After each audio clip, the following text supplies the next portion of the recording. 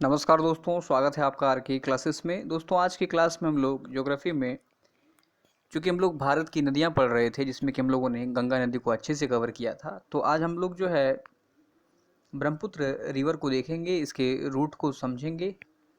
इसके साथ ही सिंधु नदी को भी देखेंगे।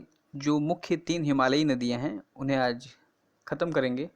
उसके बाद फिर हम लोग जो है प्रायद्वीपीय भारत की नदी की तरफ बढ़ेंगे, जिसमें कि उन नदियों के बारे में पढ़ेंगे जो कि अरब सागर में गिरती है, और उन नदियों के बारे में जानेंगे जो कि बंगाल की खाड़ी में गिरती है।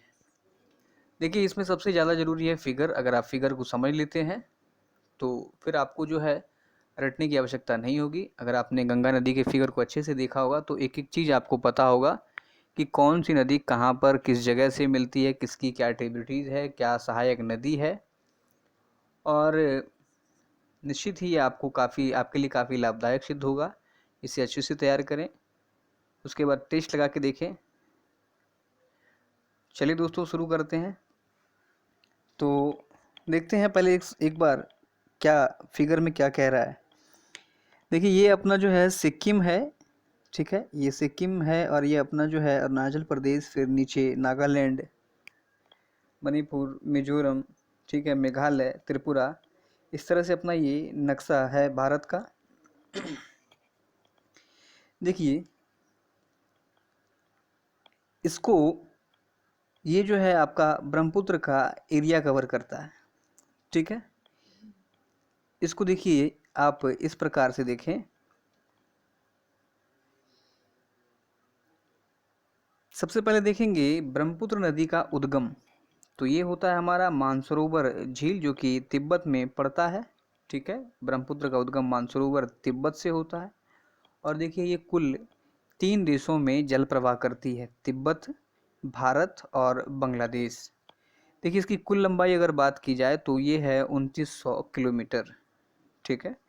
और भारत में यह केवल जो है लगभग 900 किलोमीटर ही जो है बहती है, ठीक है। तिब्बत में देखिए, तिब्बत में इसका नाम है सांगपो।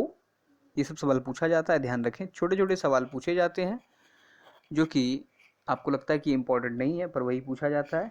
तिब्बत में इसका क्या नाम है? सांगपो।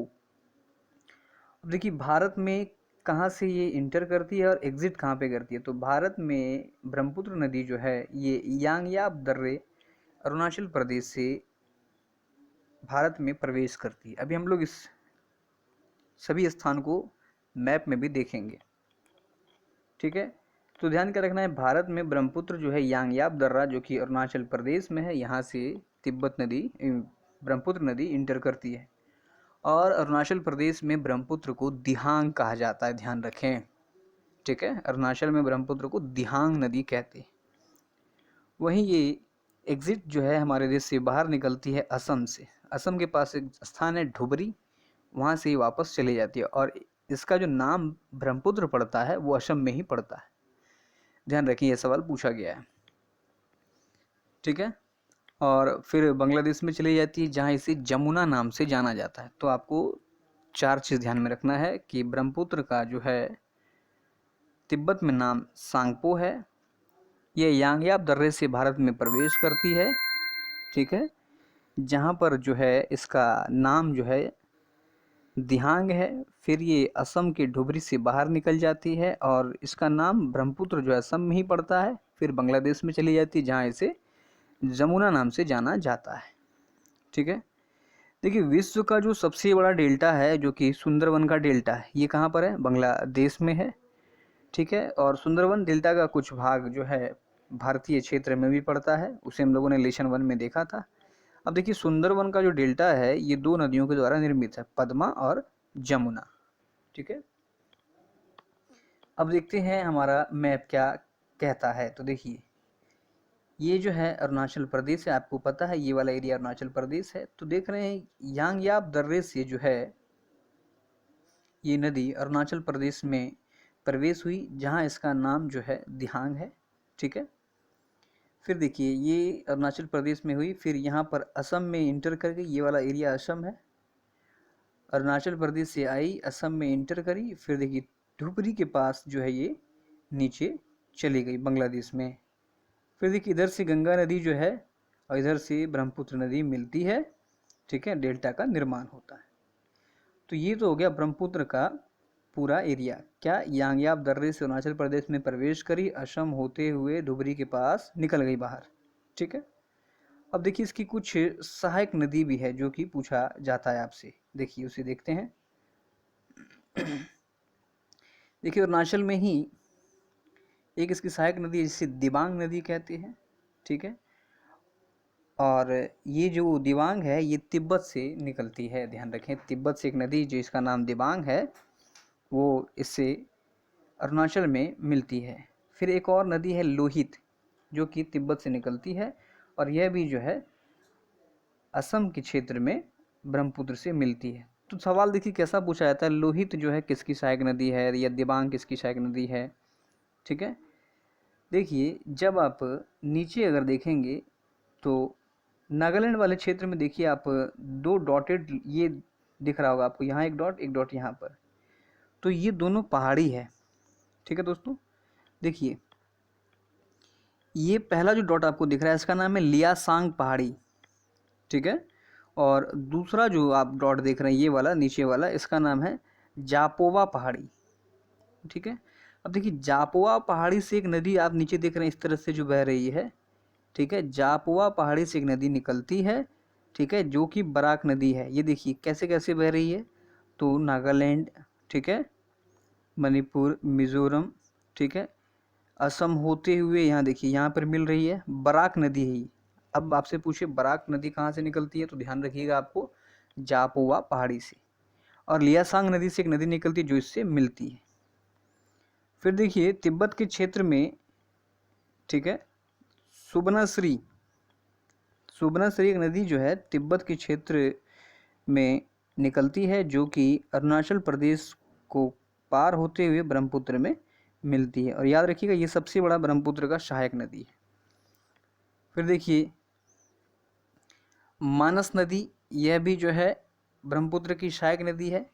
फिर सिक्किम की एक नदी है तिस्ता, ठीक है, जो कि हम लोग पढ़ चुके हैं जैमू ग्लेशियर से निकलता है, तो ये भी जाके ब्रह्मपुत्र से मिलता है। तो आपको ध्यान में क्या रखना है, ब्रह्मपुत्र का कौन कौन सहायक नदी है, तिस्ता, मानस, सुबनश्री, देवांग, लोहित, ठीक है, बराक, ये सब जो है ब्रह्मपुत्र की सहायक नदी है।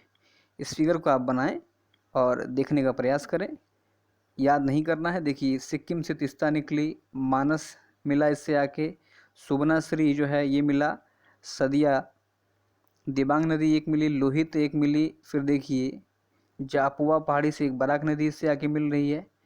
फिगर को आप 2-3 बार प्रैक्टिस कर लें, माइंड में ये आपके अच्छे से सेट हो जाएगा।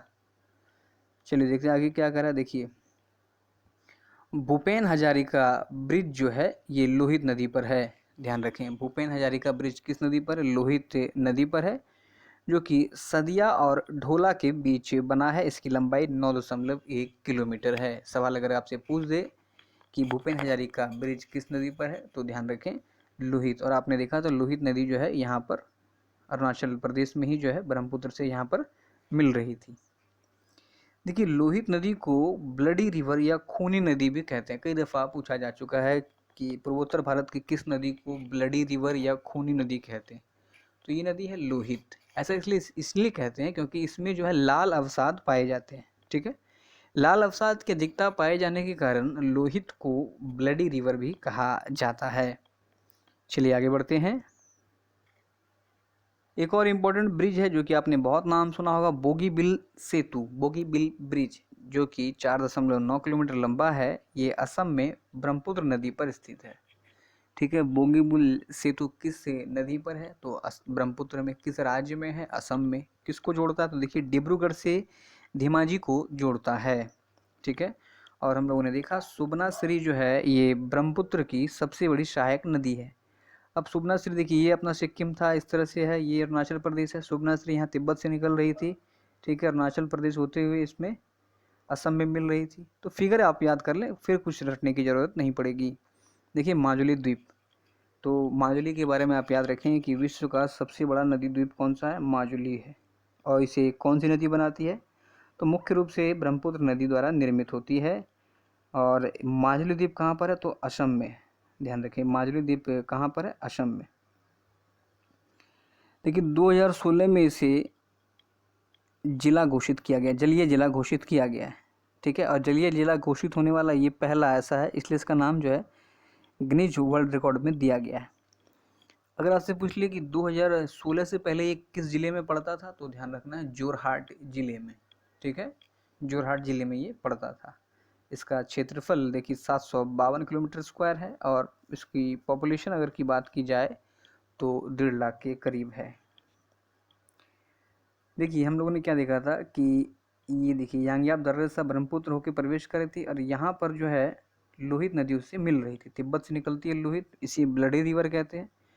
तो जहाँ पर लोहित मिलती है उस स्थान को, जहाँ लोहित ब्रह्मपुत्र से मिलती है उस स्थान को पासी घाट कहते हैं, ध्यान रखें, कई दफ़ा पूछा गया है। चलिए दोस्तों, तो ये है हमारा ब्रह्मपुत्र का पूरा कहानी, इसे आप अच्छे से तैयार कर लें और अगर 1-2 फैक्ट आपको कुछ मिलता है तो आप इस नोट्स में ऐड कर सकते हैं। धन्यवाद।